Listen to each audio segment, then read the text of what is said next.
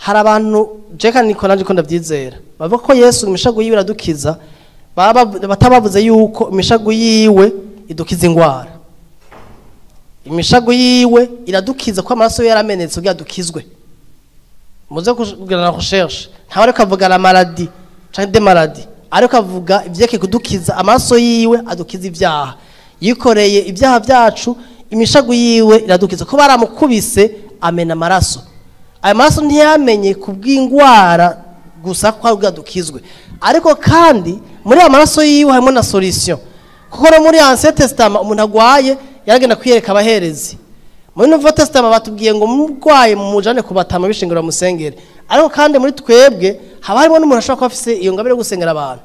Nshaka kubwira Yesu rero nta gahanti nimwe Yesu yatanze ko kubera yashishuwe abantu batazosubira kugwara cyangwa badashobora kugwara. Iyo garanti ntayihari ko twacambaye umubiri kirimo consequences z'icaha. Uyo mubiri rero uri susceptible kugwara no gupfa.